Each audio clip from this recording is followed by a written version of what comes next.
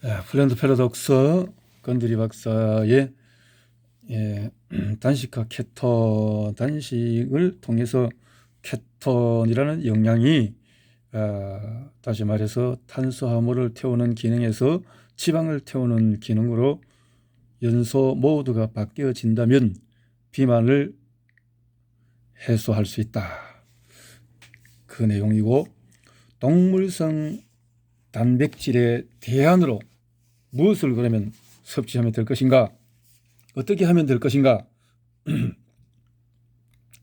동물성 단백질을 완전히 포기할 준비가 안 되었는가? 좋다. 다른 출구가 있다. 서던 캘리포니아 대학교 노화연구소의 발터 롱고는 한 달에 한 번씩 약 900kcal 수정된 비건 단식을 5일씩 진행하는 것이 IGF-1을 비롯한 노화 지표의 측면에서 한 달 내내 전형적인 연령 제한 식이를 하는 것과 같은 결과를 낸다는 점을 보여주었다. 그러므로 한 달에 단 5일만 열량을 제한하고 동물성 단백질을 피하면 국제 칼로리 제한 협회에 한 달 내내 참여한 것과 같은 효과를 얻게 된다는 것이다. 일주일에 1, 2번의 특정한 운동을 하면서 매일 운동한 것과 똑같은 컨디션과 몸매를 얻는 것과 마찬가지이다. 1단계의 3일 정화 비건 버전을 3일이 아니라 5일간 실시하고 어떤 일이 일어나는지 확인해 보면 어떨까? 300페이지에서 이 5일간의 수정 비건 단식의 식단을 찾을 수 있다. 나는 우리의 생활에 단식을 추가하는 것을 몹시 좋아한다. 추가적인 이틀 동안 1단계 정화를 반복할 수도 있고 그 범위에서 1일 열량 섭취를 유지하면서 변화를 꾀할 수도 있다. 이후에 남은 한 달 동안 3단계 플랜트 패러독스 지침을 따른다. 여행을 하거나 특별한 일이 있는 며칠 동안은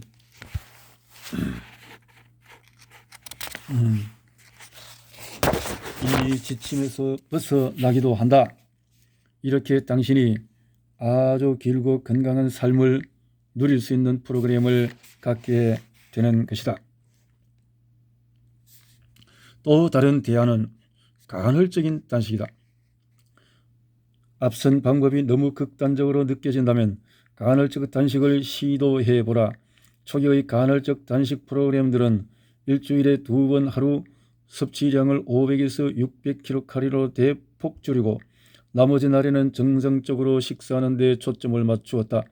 어느 정도의 음식을 섭취하는지 간략히 설명하자면 하루에 허용된 단백질 바 3개 혹은 방목 혹은 오메가3 달걀 6에서 8개, 올리브오일 3큰술과 식초를 곁들인 로메인 상추 5송이를 먹을 수 있다.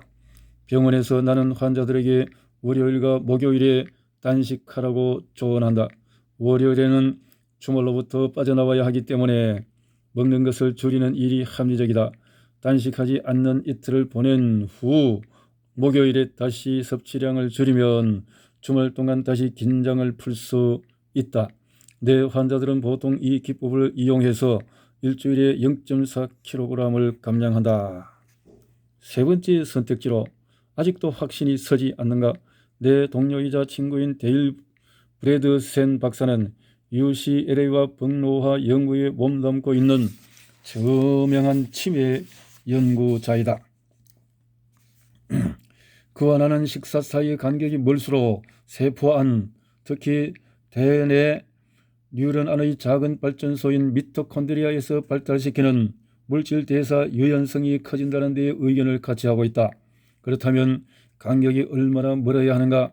매일 16시간을 먹지 않고 보내는 시도를 해보라. 실질적으로 저녁 식사를 오후 6시에 마쳤다면 다음날 오전 10시에 브런치를 하면 된다.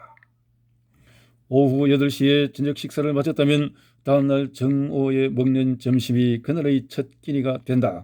기억하라.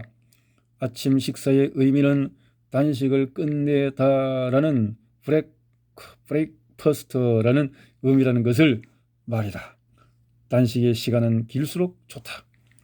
나는 매년 1월부터 3월까지 주중에는 매일 24시간에서 22시간 동안 단식하면서 모든 열량을 저녁 6시부터 8시 사이에 섭취하고 충분한 양의 녹차와 민트티를 마시며 아침에 커피 한 잔을 마신다.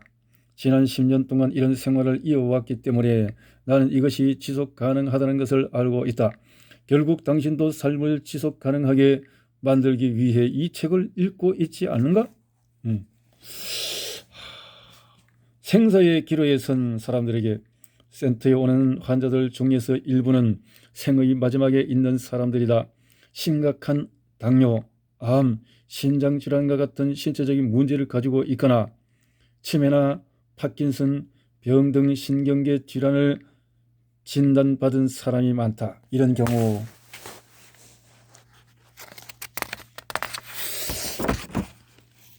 집중 치료가 필요하다. 세포 내의 에너지 생성기관, 즉 미토콘드리아 쇼크 상태에 있기 때문이다. 이 사람들은 즉시 나의 집중치료실로 와야 한다. 당신의 그런 경우이거나 당신이 아끼는 사람이 이런 증상을 한 가지 이상 가지고 있는가? 나는 겉보기에 서로 달라 보이는 이런 증상들을 다루기 위해 플랜트 패러독스 프로그램의 수정 버전을 고안했다. 이 버전을 플랜트 패러독스 케토 프로그램이라고 부르며 이에 대해 10장에서 자세히 설명할 것이다. 이런 질환들은 공통의 원인을 가지고 있다. 그게 무엇일까 생각해 보라. 자, 이제 10장으로 넘어갑니다. 질병에서 탈출하는 케토 프로그램. 케토, 지방을 태운다, 이런 뜻입니다. 자, 나를 찾아온 많은 환자는 다른 치료에서 성과를 보지 못한 사람들이다. 당뇨, 암, 파킨슨병, 알츠하이머 병 등 생명을 위협하는 질환과 맞닥뜨린 뒤 나를 찾아오는 사람들도 있다. 이 모든 결과를 불러일으키는 기저 메커니즘은 7가지 치명적인 교란 물질과 결탁한 렉틴의 장 내벽 파괴다. 결과적으로 이들 렉틴과 LPS가 체내 입장을 허락받는다. 그렇다면 치매와 파킨슨 병은 어떻게 생기는 것일까? 치매와 신경악교세포라고 불리는 특수한 백혈구는 경호원처럼 뉴런을 보호한다.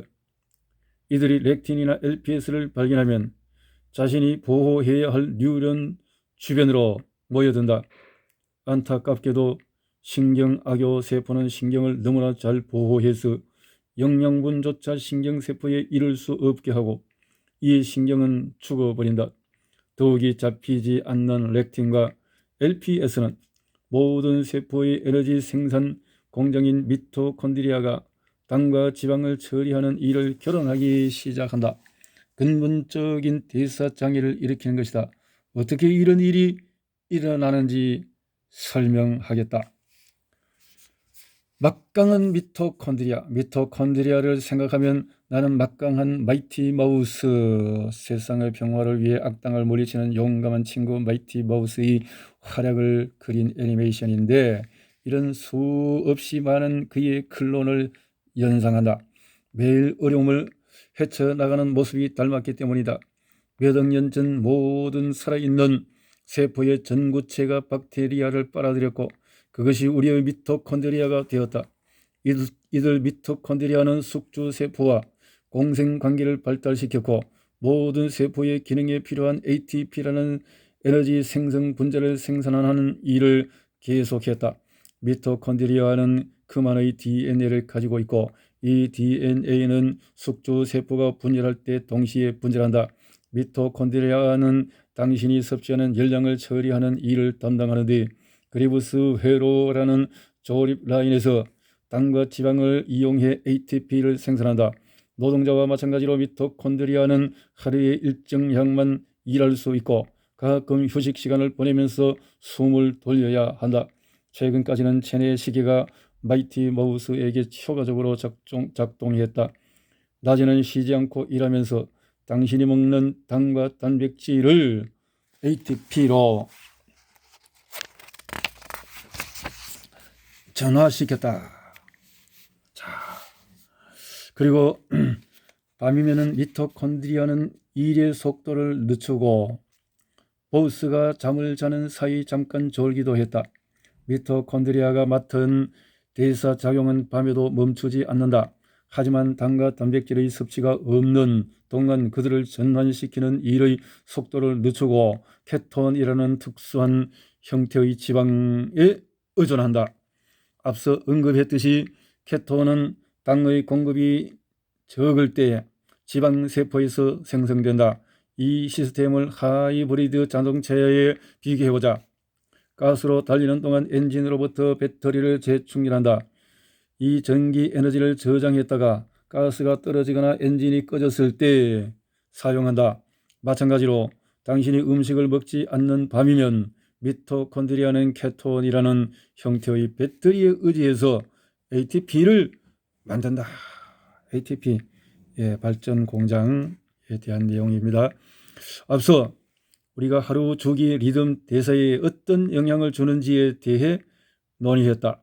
여름에 음식이 많으면 미토콘드리아는 아마도 시간 외에 근무를 할 것이고 당과 단백질을 배달하는 차량의 진입을 막고 일부 지방을 쓰레기 매립지에 버리기도 할 것이다. 얼마 전만 해도 그것이 문제가 되지 않았다. 왜일까? 겨울이 오면 주인이 휴가를 내고 음식을 많이 먹지 않는 사이에 마이티 마우스와 그의 클론들은 일의 속도를 늦추게 되고 지방당 대신에 ATP를 만드는 데 사용될 수 있었기 때문이다. 음식이 부족한 기간 동안 케톤 내의 일부 지방을 미토콘드리아에 보내는 것이 바로 의사가 환자에게 요구하는 일이다. 케톤을 ATP로 전환하는 데 드는 노력은 당을 전환시키는 것에 들어가는 노력의 절반에 불과하다.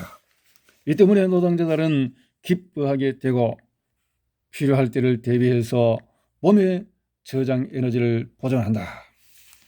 자, 이렇게 많은 에너지를 소비하지 않고 힘들지 않으면서 연료를 태울 수 있다라는 것이 이 케톤 에너지다.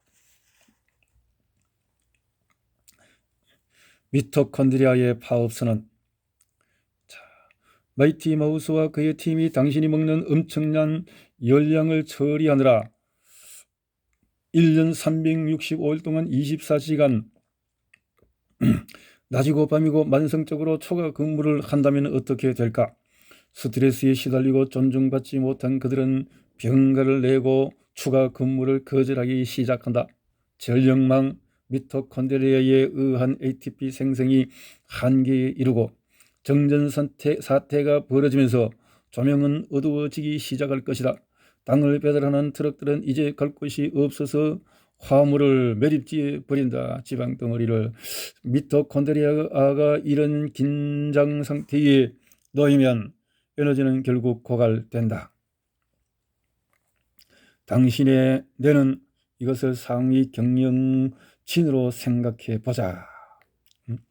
당신의 뇌는 일선 공장에서 어떤 일이 벌어지는지 알지 못한 채 노동자는 미토콘드리아, 노동자들에게 신속히 에너지를 생성시키거나 더 많은 당을 찾아서 에너지로 전환시키라는 명령만 계속 내린다. 이렇게 해서 뇌는 에너지 부족으로 굶어 죽는다. 면역체계는 경찰이라고 생각하면 된다. 경찰들에게 줄 돈이 없기 때문에 그들의 월급을 삭감한다. 조명은 어두워지고 경찰은 눈에 띄지 않다 보니 범죄자, 예를 들어서 암세포들이 스며들어서 주위에 널려 있는 당을 아무런 대가도 치르지 않고 마음대로 사용한다. 제대로 이렇게 태우고 에너지가 돌아가지 않으면은 결국은 파업이 돼지고 이렇게 경찰이 제대로 활동하지 않으면은 암세포들이 활성화된다. 이런 뜻인데요. 지금쯤이면 당신은 왜 이런 안타까운 상황이 발생했는지 잘 알게 되었을 것이다. 내 계획이 당신을 어떻게 해방시킬지 설명하는 동안에 인내심을 가지고 기다려 주길 바란다. 여기는 효소에 대한 간단한 학습이 필요하다. 당신이 당이나 단백질을 섭취했을 때 단백질은 새로운 당이며 당으로 전환된다는 것을 기억하자. 역시 당으로 단백질도 전환이 된다. 당신의 췌장은 당을 미토콘드리아의 공장으로 안내하기 위해 인슐린을 분비한다. 그렇지만 공장이 쉴 틈 없이 가동되고 있으면 인슐린과 당은 공장의 하역장에서 받아들여지지 못한다. 인슐린은 지방 단백 리파제라는 효소에게 지방세포가 당을 더 많은 지방으로 전환시켜 이후의 사용을 대비해 저장하라는 지시를 내린다. 당신이 계속해서 당과 단백질을 먹으면 혹은 하역장을 차단하는 렉틴을 먹으면 당신의 불쌍한 췌장은 모든 화물을 여기저기로 옮기고 지방으로 전환시키기 위해 점점 더 많은 인슐린을 만든다. 이를 인슐린 저항성이라고 부른다. 한편 마이티 마우스와 그의 팀은 부당한 노동 조건에 항의하기 위해서 태업이나 파업에 들어간다. 이 장의 앞부분에서 언급한 여러 가지 질환이 모두 물질 대사 결혼과 관련된다. 에너지, 음식, 다시 말해서 특히 당과 단백질 형태의 에너지의 과다 섭취로 인해서 섭취한 에너지와 노동자들의 처리 능력이 일치하지 못하는 것이다. LPS를 몸 안에 전달하는 포화지방과 더 많은 LPS를 방출하는 렉틴을 계속 집어넣으면 노동자들이 파업하게 된다. 체질 단백질. 자, 너무 힘들고 피곤하게 일거리를 많게 하지 말고 케톤 지방이 탈 수 있는 것은 간헐적 단식이라고 하는 것인데, 자, 너무 혹사시키지 말자. 케톤의 난제는 그러면 당과 단백질의 섭취를 크게 줄이고 저장된 지방을 연료로 연소시켜서 미토콘드리아의 작업을 줄이면 되지 않을까? 불행히도 쉽지 않다. 애킨스 다이어트를 해본 사람이라면 애킨스 박사가 모두에게 케토시스 상태로 들어가야 한다고 말하는 것을 알 것이다. 그는 케토시스 상태가 저장된 체지방을 연소시킨다고 믿었다. 하지만 아쉽게도 당신의 미토콘드리아는 지방세포에 있는 지방을 바로 처리하지 못한다. 호르몬 감수성 지방질 가수 분해 효소라는 효소가 저장된 지방을 케톤이라는 이용할 수 있는 형태의 지방으로 바꿔야 한다. 당신의 몸은 정교하게 움직인다. 인슐린은 이 효소가 민감한 유일한 호르몬이다. 인슐린 수치가 높으면 당신의 대뇌는 다가올 겨울을 대비해서 많은 음식을 먹어야 한다고 추정하고 당신이 먹는 모든 것을 지방으로 전환해서 식량을 구하기 힘든 시기를 넘기도록 한다. 대뇌는 그 시기에는 당신이 지방을 케톤으로 전환시키는 것을 원치 않는다고 생각한다. 따라서 인슐린은 호르몬 감수성 지방질 가수 분해 효소의 작용을 막는다. 자, 반면에 겨울이고 당신이 많이 먹지 않으면 생성되는 인슐린이 없기 때문에, 그리고 마이티 마우스 등에게 보내기 위해 케톤을 만들기 때문에 호르몬 감수성 지방질 가수 분해 효소가 차단되지 않는다. 과거에 이 케톤 예비 연료는 식량 공급이 부족한 기간에 인간이 살아남을 수 있게 해 주었다. 하지만 우리는 이제 겨울의 음식을 찾아 다닐 필요가 없다. 계속해서 음식을 먹으면 당신의 인슐린 수치는 높은 상태로 유지되고 노동자들은 파업을 하고 높은 인슐린이 호르몬 감수성 지방질 가스 분해 효소를 차단하기 때문에 저장된 지방에 접근할 수 없다. 애킨스, 사우스비치, 프로틴 파워, 팔레오와 같은 저탄수화물 고단백질 다이어트의 추종자들을 망설이게 만드는 시나리오다. 당의 섭취를 줄여도 인슐린 수치는 떨어지지 않는다. 단백질 때문이다. 과다한 단백질은 당으로 바뀌고 결과적으로 인슐린이 방출된다.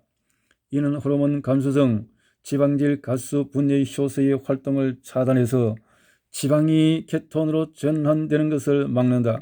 이러한 차단의 부작용은 두통, 에너지 저하, 통증, 소위 애킨스 혹은 저탄수화물 독감으로 나타난다. 이 과정을 중단하려면 당만 배제하는 것이 아니라 단백질까지 배제해야 한다. 뭔가 다른 방법이 있을 것 같은가? 그렇다. 지방이 기회를 줄 것이다. 그러니까 이제까지 다이어트에서 뭐 애킨스, 사우스 등등등등은 이렇게 저탄수화물인데 고단백질을 했기 때문에 이것은 저탄수화물을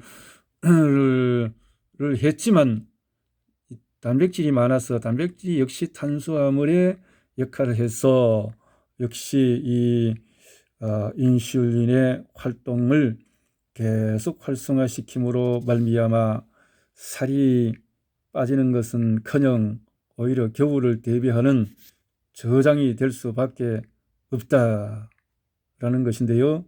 그러니 이것은 자꾸만 요요가 생길 수밖에 없는, 살이 빠지는 것 같아도 요요가 생길 수밖에 없는 방법이겠다라는 것이 답으로 보여집니다. 여기까지만